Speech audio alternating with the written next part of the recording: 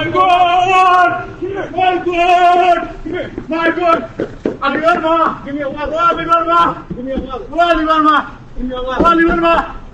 Alivar ma! Give me a wall. Alivar ma! Alivar ma! আমার সাথে যে ঘটনাটা হয়েছিল, আমি কাজে ছিলাম। কাজ থাকি রাত্রে 7:30টায় বাইর হইছি। সেখানে আমার গাড়ি স্টার্ট করছি, গাড়ি ইঞ্জিন গরম হইছে। তারপরে এখান থেকে আমি আইছি। ওখানে আইসে আমি কিছু টাকা উঠাইছিলাম এই পিএনসি ব্যাংক থেকে। উঠাইয়া তারপরে আমি গড়ে আইছিলাম। গাড়িটা পার্কিং জায়গায় করি, ওই জায়গায় অন্য গাড়ি থাকায় আমি আমার গড় থাকি 5 গড় আরও সামনে গেছিলাম। ওই জায়গায় আমি গাড়িটা পার্কিং করছি, করিয়া আমার বাজারের একটা ব্যাগ ছিল আমার লগে, ওইটা নিয়ে আমি গড়ের উদ্দেশ্যে বাইর হয়েছি। সেখান থেকে একটা গাড়ি ওভারটেক করছি। হঠাৎ করে একজন লোক বাইর হয়েছে। ওই লোকটা আমি যা দেখছি, ওর মাথা মুখের মধ্যে একটা ক্যাপ ছিল, শুধু চোখগুলা বাইরে ছিল, আর একটা গান ছিল হাতের মধ্যে। এইরকম ধরিয়া আইছে, গান ধরিয়া আমার হয়েছে যে এই ম্যান গিভ মি মানি। আমি আই হ্যাভ নো মানি।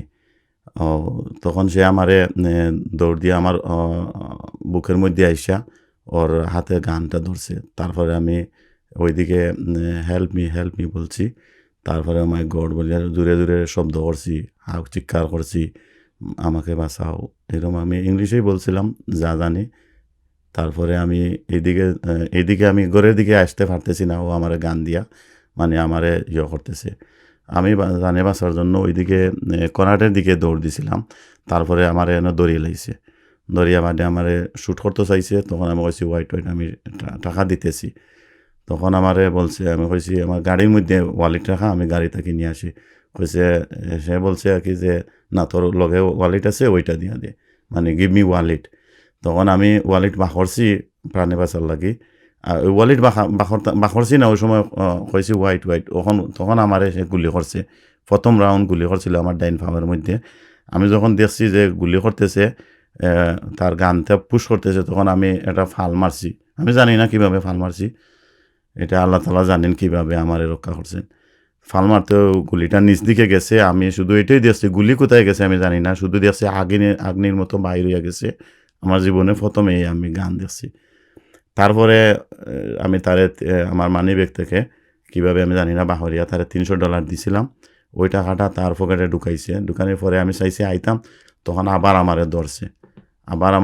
আমার লগে আবার এখানে এক ধরনের দস্তাদস্তি শুরু করে দিছে। তখন আমি তারা কইছে আমারে বলছে সে যে তুমি দাও আমার, গিভ মি ওয়ালেট। আমি ওরও কইছি যে my wallet, my card, my ID. মানতেছে না, সে বলতেছে আমি তারে আমার ওয়ালেটটা দিয়ে দিতাম। তারপরে আমি ওয়ালেট দিই নাই। তখন দেখছি আবার আমার মুখে দিয়ে তার ওই যে গানটা আমার মুখে দিয়ে আনছে। তখন আমি আমার এক হাতের মধ্যে ওয়ালেট আর এক হাত দিয়ে আমি তার হাতের ওই কবজার মধ্যে আমি ধরছি। আর তার হাতের মধ্যে এরকম গান, আমি এইভাবে ধরছি, হাতটা ঘুরাইতে পারতেছে না। তখন আমি ধরা মাত্রই গুলি ছাড়ি দিছে, আবার ছাড়ছে, উপর দিকে গেছে। তখন আমি ভাবছি তো আমার তো শেষ। এজন্য আমি আর তার হাত ছাড়ি নাই। আমি যেভাবে ধরছি এদিকে হাঁক চিৎকারও দিতেছে, খেয়েও আসতেছে না। এভাবে আরও 3-4 রাত জায়গা আমি আমার ঘরের দিকে তারে নিয়ে আসতেছি। এর মধ্যে আবারও একটা গুলি ছাড়ছে, 3টা গুলি ছাড়ছে। ছাড়ার পরে তখন আমি আরও জোরে হাঁক দিতেছি, মানে সব জোরে জোরে সাউন্ড করলাম, মাই গড হেল্প মি। খেয়েও আন না। আমি দেখতেছি অনেক গড় থাকি, মানে গ্লাসের দিকে অনেক লোকে চাইতেছে, কিন্তু খেয়েও আসতেছে না। তারপরে আমি যখন দেখছি আবারও চেষ্টা করে তার গানের মধ্যে মানে পুশ করে, কিন্তু বেটপেটাইয়া শব্দ, যেভাবে আমরা ছোটো বাচ্চারা খেলাইলে বেটপেটি ডাকে, এইরকম ডাকে। তখন আমি বুঝতে পারলাম যে তার গানের মধ্যে আর কোনো মনে হয় গুলি নাই। তখন আমি বাঁচার লাগে আমি এখান থেকে আমি দৌড় মারছি, আমার ঘরে দিয়ে হাউক চিৎকার দিয়ে দৌড় দিছি। সে কিন্তু আমার পিছনে আইতেছে, তখনও গিভ মি ওয়ালেট হয়ে আইতেছে। তখন আমি আইসা আমি যে ঘরে থাকি আমার ওই বোনের ঘরে আইসি। আইসা আমি ওখানে আমার বাগনির নাম ধরি আমি দরজার মধ্যে থাপা দিছি, আলিবার মা দরজা খুলো। তখনও আমার সাথে এখানেও আমারে টানতেছে করে দিয়া, আমি তারে দিতাম বা আমারে করছে, মানে মারার চেষ্টা করছে। আমি তারে ওয়ালেট দিতাম। আমি দরজা খুলছেন, তাই নাহলে দরজা খুলছেন, আর ফালাইয়া দৌড় দিছি। দেওয়ার পরে আমি ঘরের মধ্যে পড়ে গেছি, খইতাম পারি না। তাই আমার ফানি দিছেন মাথাত ফানি দিছেন, একটু ফানি আমার খাবাইছেন।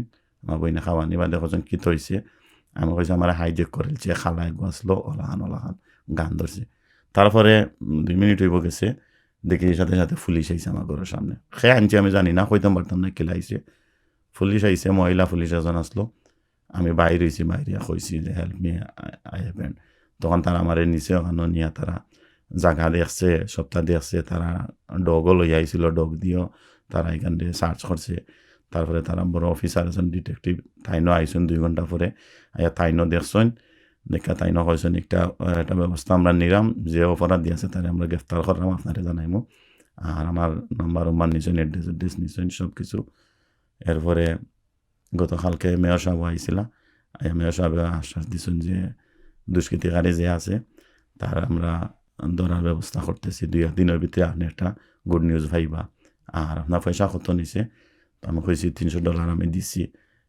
তারে আমার জান বাঁচানির লাগে তারপরে আমারে মারতে চাইছে তখন আমি হাতও ধরছি তারপরে 2 রাউন্ড গুলি করছিল তো এই অবস্থায় আছে আর কি আমি আপনার মাধ্যমে আমি জানাইতাম চাইলাম যে আপনি দেখছি একটা নিউজ করছেন অনেক মানুষে জানছেন বিশেষ করে আমি আমার বাঙালি ভাই হলে আমি কইমু যে আমি একজন ফোর্সি বিপদ হয়তো আমার হায়াত আছে আমার 2টা বাচ্চা আছে দেশে রাইখে আইছি আমার ওয়াইফ আছে আমার মা আছে তো জানি না আল্লাহ তালা হয়তো খার দোয়ায় বা আমার বাচ্চার দোয়ায় আমার হয়তো রক্ষা করছেন আমি যতটুকু জানি এই দেশও যারা এই ধরনের ক্রিমিনালি করে তারার গানের সামন্তাকে কোনো মানুষও হায়াতে বাঁচতে পারে না তো জানি না হয়তো আমার বাচ্চা ছোটো ছোটো তৈ আইছি একটা ছেলে একটা মেয়ে তারার দোয়ায় হয়তো আমি রক্ষা পাইছি তো আপনারা সবাই কাল করেই চলবা আর আমি ওটাও জানাইতাম চাইরা মেয়র সাবরে বা মিশিগানোর পুলিশ প্রশাসন রে আইন শৃঙ্খলা বাহিনী হলরে যে এই ধরনের দুষ্কৃতির আত্মাকে আমরা কীভাবে রক্ষা পাই